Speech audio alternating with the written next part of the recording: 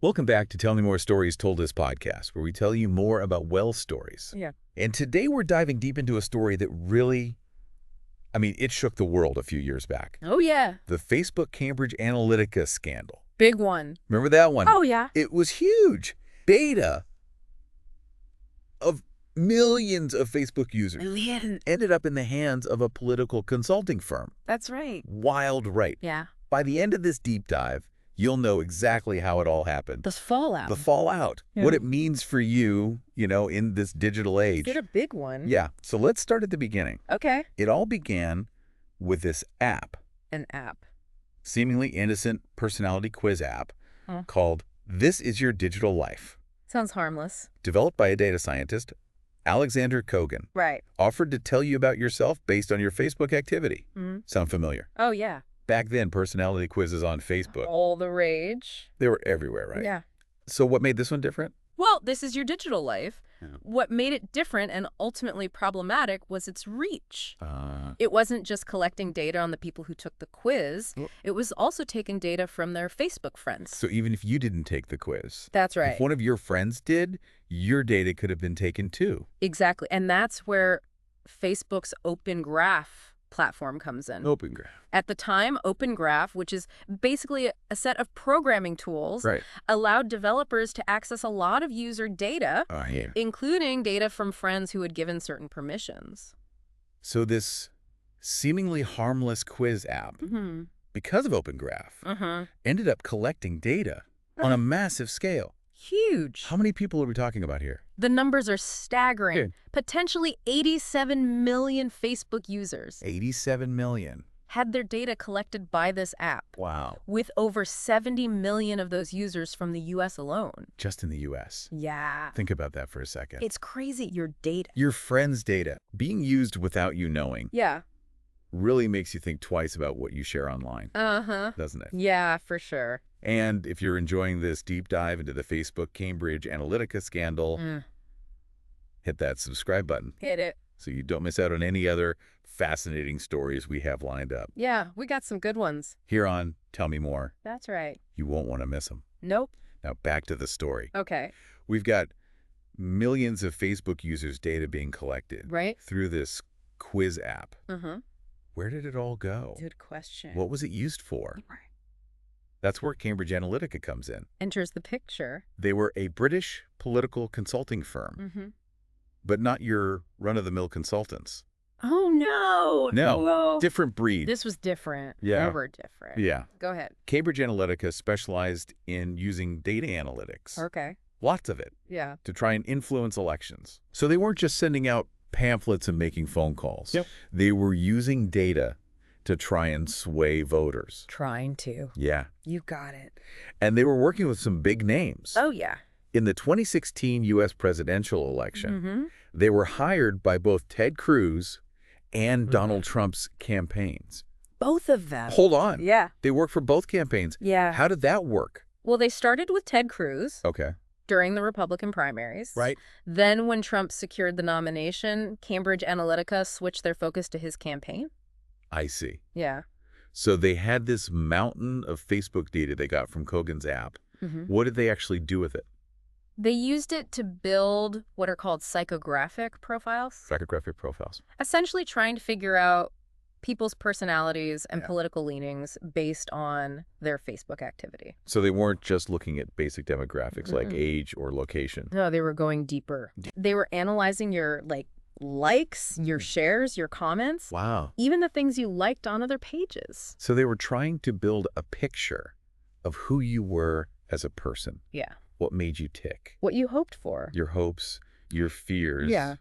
What kind of messages would resonate with you? Exactly. Instead of sending out generic campaign messages, Uh-huh. they could send you messages that were crafted to appeal to your specific personality. And political leanings. So that's the idea. That's the idea. This use of psychographics in political campaigns Yeah. is what made Cambridge Analytica so controversial. Very controversial. Now, hold on a second. Okay. We're going to take a pause right here. All right. In part 2, Yeah. we'll delve into how this all came to light, the fallout from the scandal, A fallout. and what it all means for the future of data privacy. It's a big one. Stay tuned.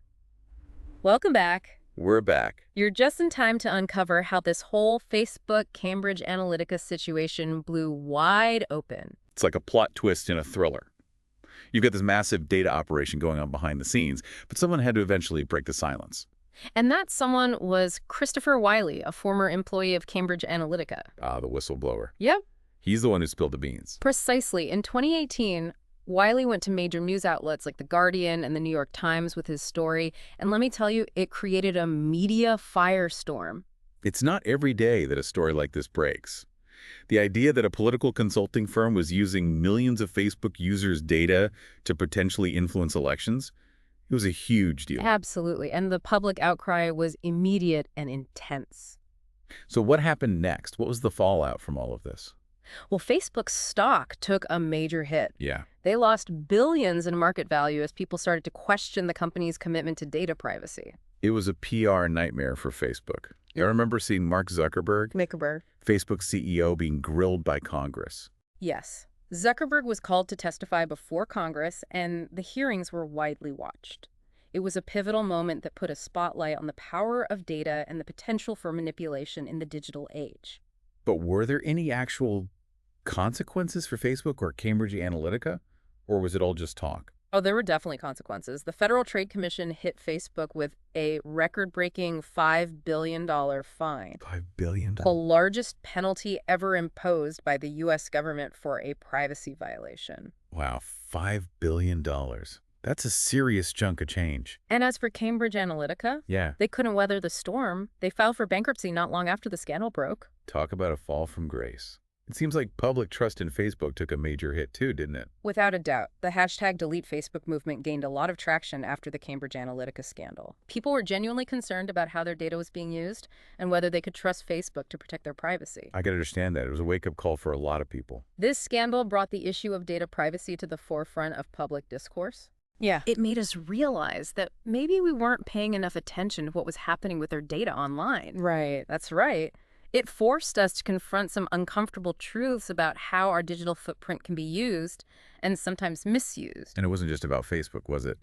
This scandal had implications for the entire tech industry. Absolutely. It raised questions about the ethical responsibilities of tech companies, the need for stronger data privacy regulations, and the potential for technology to be used in ways that we may not have anticipated. This was a big one, a story that had ripples across the globe. Right. But we're not done yet. When we come back in part 3, we're going to explore the lasting legacy of the Facebook Cambridge Analytica scandal and what it means for the future of data privacy in our increasingly digital world. Don't go anywhere. And we're back. Back again. Ready to wrap things up with our deep dive into the Facebook Cambridge Analytica scandal. Yeah, it's been a journey. It has been. It really has. From a personality quiz to a global scandal. Crazy. The impact of this story Huge. is undeniable. It really is. It's not like it just went away. No. The scandal wasn't just a blip on the radar.